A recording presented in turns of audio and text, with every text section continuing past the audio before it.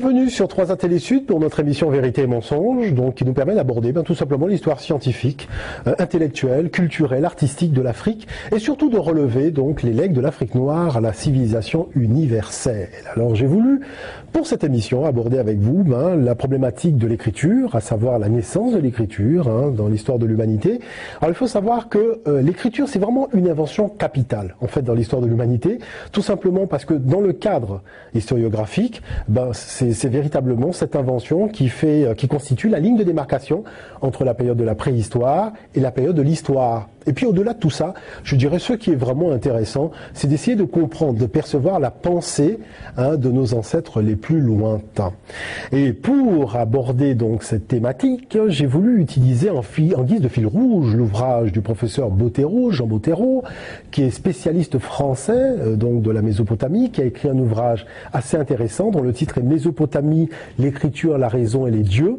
Et cet ouvrage donc va nous servir de fil rouge. Pourquoi? Parce que lorsqu'on aborde la problématique de l'invention de l'écriture dans les ouvrages de vulgarisation, on dit très souvent que la Mésopotamie est le berceau de l'écriture et le lieu véritablement où on a l'apparition, pour la première fois l'apparition de l'écriture dans l'histoire de l'humanité.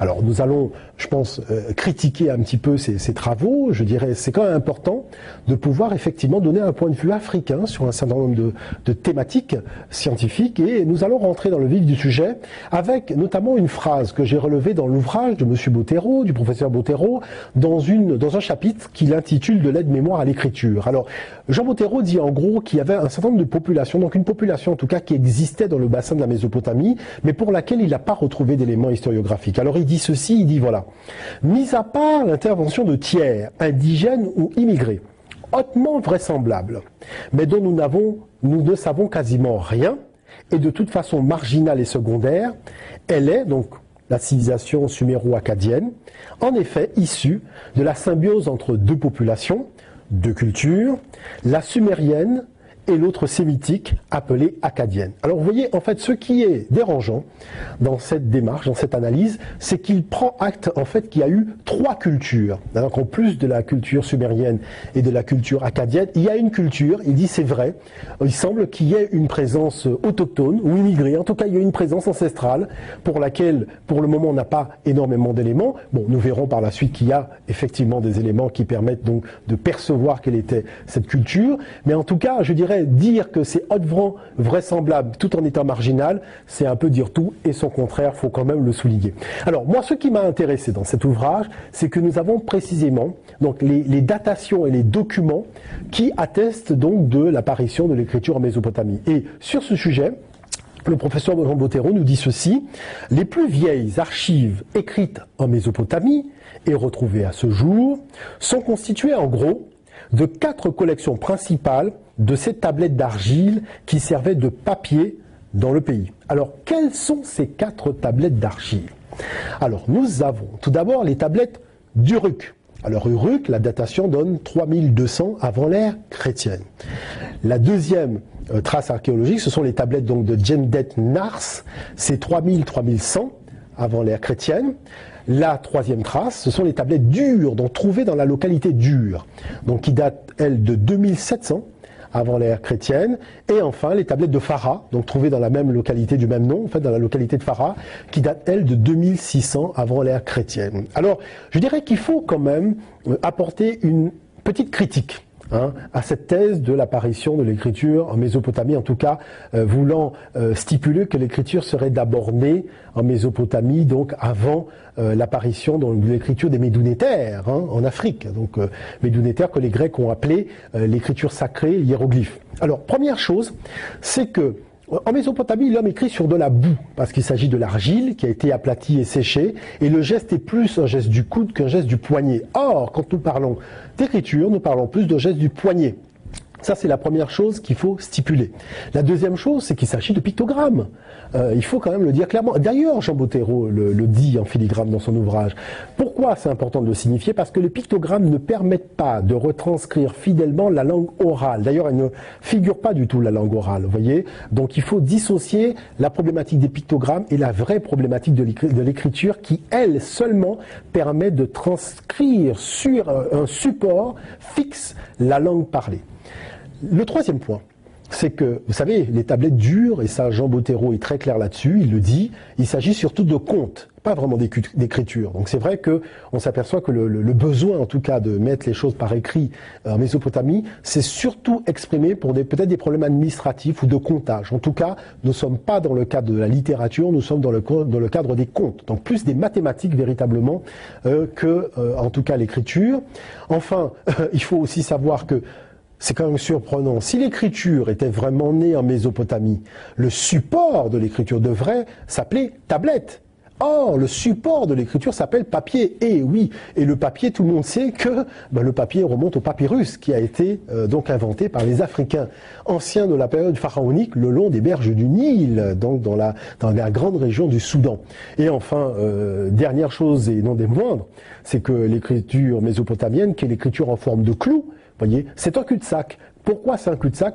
Parce qu'elle n'a rien généré par la suite dans l'histoire de l'humanité. C'est-à-dire cette écriture s'est évanouie dans la nature, elle s'est évanouie à travers l'histoire sans laisser de descendance. Ce qui n'est pas le cas, par exemple, de l'écriture hiéroglyphique. Donc c'était quand même important de le signifier de manière à bien clarifier les choses. Vous voyez, et je vais d'ailleurs citer la phrase de Jean Bottero qui dit donc l'écriture en Mésopotamie est née de besoins et de nécessités d'économie et d'administration. Vous voyez, on n'est pas dans le cadre de la littérature, on verra la différence après avec l'Afrique. Alors nous arrivons justement avec l'Afrique, avec le professeur Günther Dreyer, et oui, qui est un professeur allemand, un égyptologue allemand, qui a réalisé en 1998 des fouilles dans la région d'Abydos. Et chose importante, c'est que le professeur Dreyer a trouvé, donc dans les tombes, des traces d'écriture qui ont été datées à 3400 avant l'ère chrétienne.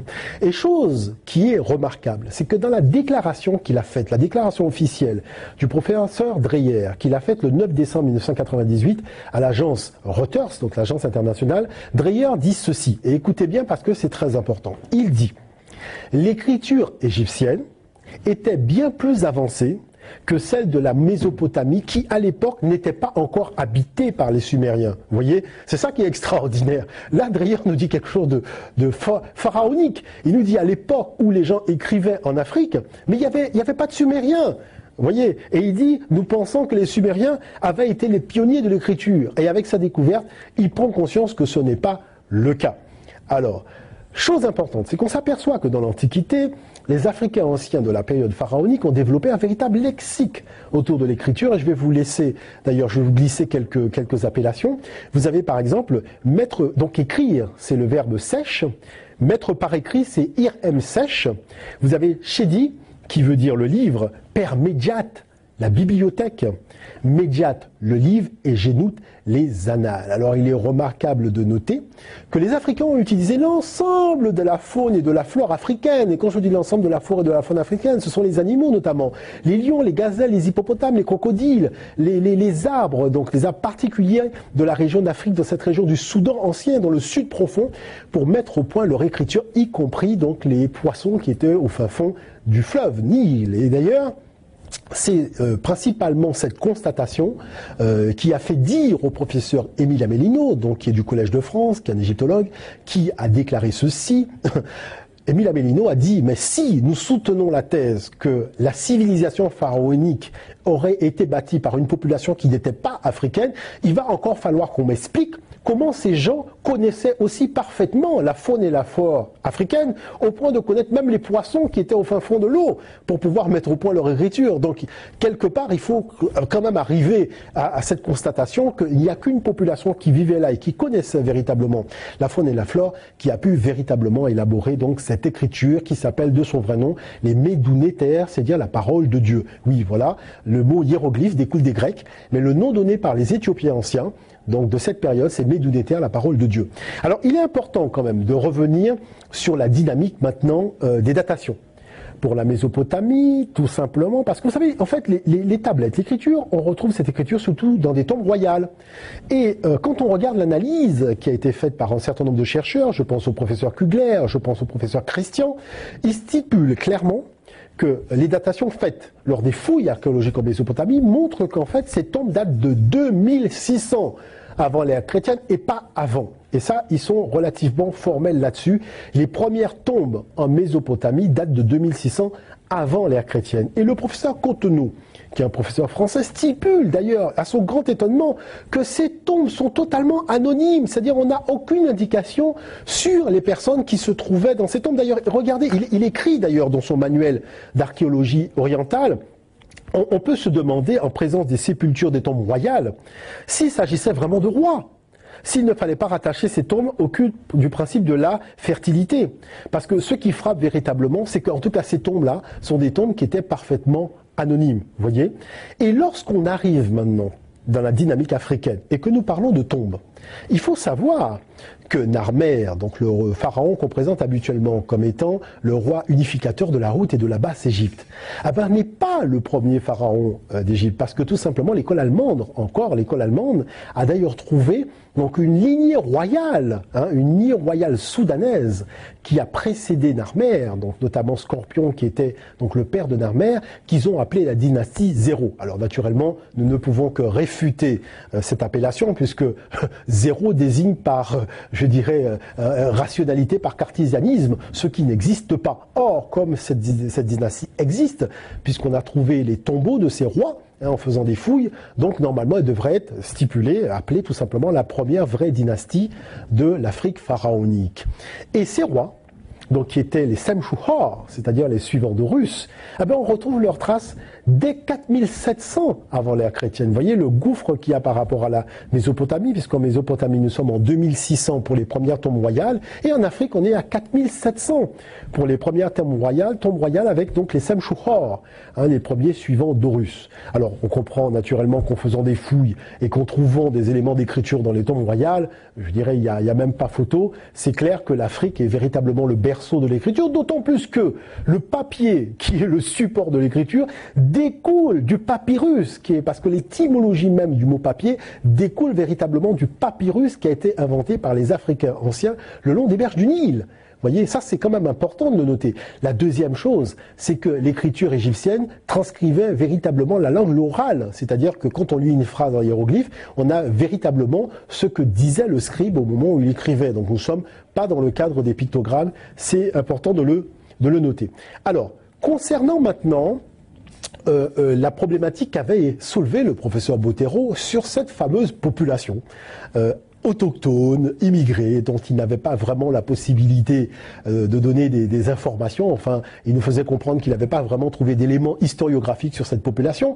Il faut savoir qu'il y a un Français qui s'appelle Marcel Auguste de la Foye. Et il a réalisé des fouilles en Mésopotamie. Et à partir du moment où on a retrouvé les premières tombes royales, ce qui a marqué donc l'élite archéologique occidentale, c'est que les rois étaient noirs. Voyez, et c'est pour ça que, je dirais, dans la tradition de l'Élam, les premiers habitants, et ça c'est quelque chose qui est su, même, je dirais, les gens comme Massioudi, qui est l'Hérodote arabe, stipule bien que les premiers habitants de l'Élam étaient des Noirs, voyez. Et voilà pourquoi, je vais vous lire d'ailleurs le testament de ce chercheur, donc de la Foye, qui est un Français. Il dit ceci, en constatant le contenu des tombes, il dit « Seuls les puissants personnages avaient le droit de porter de hautes cannes et des bracelets. Seul le gouverneur d'une place de guerre pouvait faire broder l'image, donc broder son image sur sa tunique. Or, le propriétaire de la canne, le maître de la citadelle est noir. Il y a donc de grandes possibilités pour que les lames aient été l'apanage d'une dynastie noire, si l'on se réfère même au caractère de la figure déjà trouvée d'une dynastie éthiopienne. Et il conclut d'ailleurs en disant « Serait-on en présence de l'un de ces Éthiopiens du Levant dont parle Homère ?» Vous savez, Homère, donc auteur grec de l'Iliade et l'Odyssée. Les Nakuntas étaient-ils les descendants d'une famille princière apparentée aux races noires qui régnèrent au sud de l'Égypte? Vous voyez, donc de la Foye fait naturellement le lien avec donc les dynasties soudanaises, donc qui auraient aussi essaimé en Élam et qui auraient été en fait les premières populations autochtones de cette région. Voilà, donc j'espère que cette émission vous aura passionné tout comme moi. En tout cas, je vous remercie et je vous dis à très bientôt.